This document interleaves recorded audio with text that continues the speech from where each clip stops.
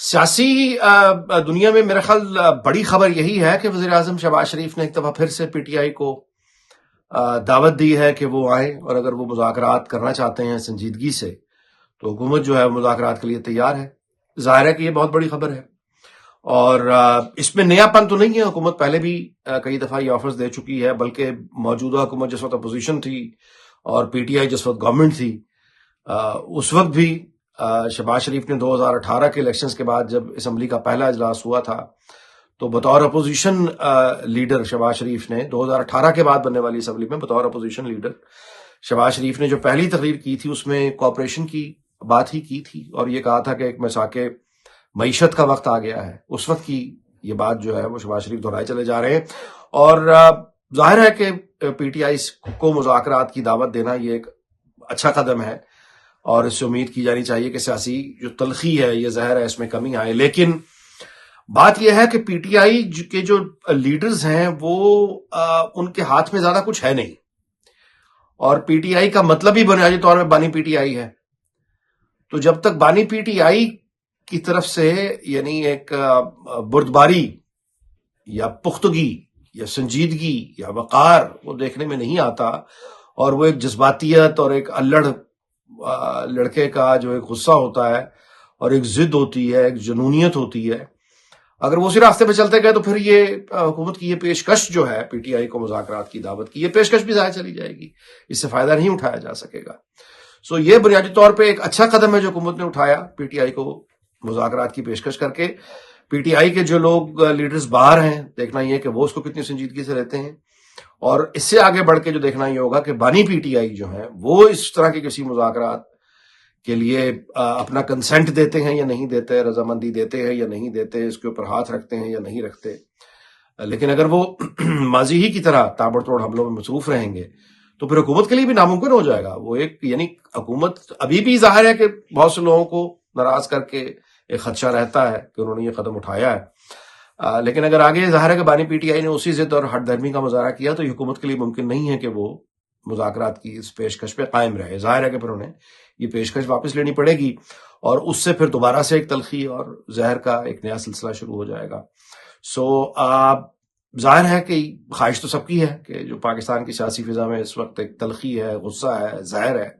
اسے کم کیا جائے تاکہ ہم ایک نارمل ماحول کی طرف واپس جائیں، کیونکہ اس کا بہت گہرا تعلق جو ہے وہ استحکام سے ہے، اور استحکام کا تعلق معیشت سے ہے۔ تو خواہش تو یہ ہے، لیکن یہ کہ یہ اب اس پر پی ٹی آئی کے جو لیڈرز ہیں ان کا زور چلتا ہے یا نہیں چلتا، اور پھر یہ کہ بانی پی ٹی آئی کا اس معاملے میں رد عمل کیا ہوگا، یہ ہے وہ مرکزی سوال جس پہ مستقبل کا انحصار ہے۔ برطانوی خبر رساں ادارے رائٹرز نے ابھی خبر جاری کی ہے اور اس پر تبصرہ کیا ہے، اور وہ خبر پاکستان کے لیے بہت خوش آئند خبر ہے، اور وہ خبر یہ ہے کہ پاکستان اور لیبین نیشنل آرمی کے درمیان ایک معاہدہ ہوا ہے ورتھ اوور $4 بلین۔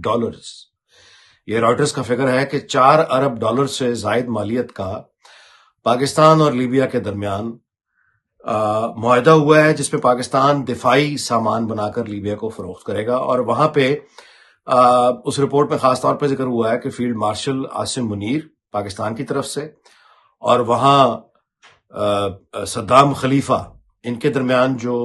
گفتگو رہی اور وہ جو دورہ تھا فیلڈ مارشل کا لیبیا کا، وہ اس سے زیادہ کامیاب اور کیا ہو سکتا ہے۔ تو ظاہر ہے کہ یہ پاکستان کے لیے ایک بہت خوش آئند خبر ہے، اور یہ ثبوت ہے فیلڈ مارشل کی اپنی ڈپلومیسی کا کہ وہ گئے ہیں اور انہوں نے پاکستان کی تاریخ کا رائٹرز کے مطابق یہ سب سے بڑا ایسا یعنی دفاعی سودا ہے جس میں پاکستان $4 ارب مالیت کی سامان بنا کر یعنی باہر لیبین نیشنل آرمی کو ایکسپورٹ کرے گا۔ یہ بہت بڑی آپ کہیں اچیومنٹ ہے کہ پاکستان جیسا ملک یعنی اب تک ہمارا جو معاملہ ہے وہ افواج کے حوالے سے ہمیشہ سے رہا ہے کہ امریکہ پر ایک زمانے میں ہماری بہت زیادہ ڈیپینڈنس تھی، ہتھیاروں کی ترسیل پر، پھر ان کے پرزجات پر، جو آہستہ آہستہ ڈیپینڈنس ختم ہوئی اور چائنا کی طرف ایک لمبی تاریخ ہے۔ تو کہاں تو پاکستان کو دباؤ میں آنا پڑتا تھا یعنی فوجی سامان کی امپورٹ کے لیے، اور کہاں یہ ہے کہ پاکستان اس قابل ہو گیا ہے کہ وہ خود فوجی ساز و سامان بنا کر دنیا کے ملکوں کو بھیج رہا ہے. اور اس میں جو سب سے بڑی آپ کہیے کہ تبدیلی ہے اس کی وجہ ہی وہ ہے. یعنی رواں سال مئی کے جو 4 دن بھارت کے ساتھ جنگ ہے اور جس طرح سے اس کو پاکستان نے ہرایا ہے جنگی مار کا، یہ اس کے بعد کی ساری برکتیں ہیں کہ دنیا میں پاکستان کی حیثیت ہی تبدیل ہو گئی. مختلف مغربی جرائد میں آپ دیکھ لیجئے وہ بھی یہی چھاپ رہے ہیں کہ امریکہ میں ٹرمپ ایڈمنسٹریشن جو ہے، جن سے شکوہ یہ تھا یا جن سے خوف یہ تھا یا بھارت میں بہت سے لوگوں کو امید تھی کہ وہ بھارت کی طرف اس کا جھکاؤ بہت زیادہ ہوگا اور پاکستان میں خدشہ یہ تھا کہ وہ ہمارے خلاف ہو جائے گا، لیکن وہ ڈے 1 سے ہی پاکستان فیورٹ ہو گیا اور بھارت جو ہے وہ اس کو بالکل ہی نکال کے امبیرس کر دیا ٹرمپ ایڈمنسٹریشن نے. تو جہاں پہ ظاہر ہے کہ یہ ایک کامیابی ہے، اور جیسا کہ فیلڈ مارشل نے پچھلے دنوں اپنے خطاب میں بھی کہا تھا کہ بہادری سے جو قدم بڑھاتے ہیں جیت انہیں کو ملتی ہے. تو ظاہر ہے کہ یہ اسی جیت کے ہم مظاہر دیکھ رہے ہیں کہ بھارت سے جب سے وہ جنگ میں اس کو شکست دی ہے، پاکستان کا جو اسٹیچر ہے وہ دنیا میں بدل گیا ہے. نہ صرف یہ کہ سفارتی طور پہ جو پروٹوکول فیلڈ مارشل کو ملتا ہے یا وزیر اعظم کو ملتا ہے وہ گواہی دیتا ہے، بلکہ یہ ہوتے ہوئے یعنی یہ آرڈرز جو ہمیں ملے ہیں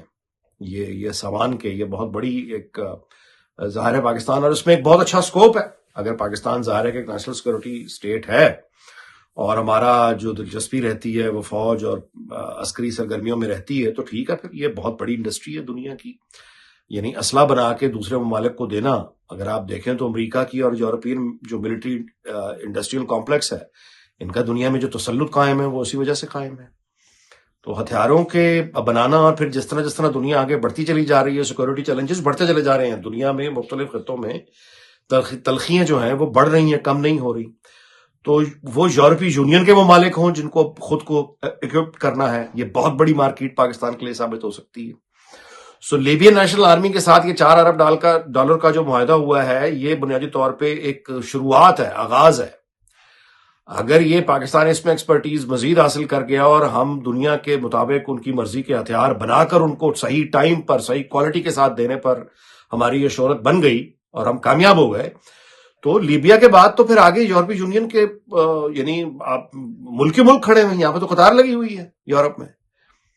کیونکہ یہاں پہ امریکہ جیسے جیسے نیٹو میں ان کی عدم دلچسپی ہے وہ پیچھے ہو رہے ہیں، تو یورپ کو کھل کے احساس ہو چکا ہے، پوری دنیا کو احساس ہو چکا ہے، رشیا کو پتہ چل چکا ہے کہ یورپ پہ کس طرح کے حملے کی صورت میں امریکہ اس کی دفاع کو اس طرح سے نہیں آئے گا پہلے کی طرح. وہ دوسری جنگ عظیم کے بعد جو دنیا بنی تھی، ٹرمپ نے وہ آرڈر اس کو بدل دیا ہے. تو ظاہر ہے کہ یورپ میں بہت سے اب جو ممالک ہیں ان کو اب اپنے وہ دفاعی اخراجات بڑھائیں گے. دفاعی اخراجات بڑھائیں گے تو انہیں ہتھیاروں کی ضرورت ہوگی. ایک تو وہ ہتھیار ہیں جو وہ یہاں بناتے ہیں، لیکن اگر اس سے بہتر ہتھیار یا ویسے ہتھیار پاکستان میں کم مالیت پہ بن جائیں اور پاکستان ان کو دے دے، تو یہ بہت بڑی یورپ میں پاکستان کے لیے ایک مارکیٹ ہو سکتی ہے. تو ہر لحاظ سے آپ یوں کہیے کہ یہ موجودہ نظام کی بین الاقوامی سطح پر یہ بلا خوف تردید یہ ایک بہت بڑی کامیابی ہے.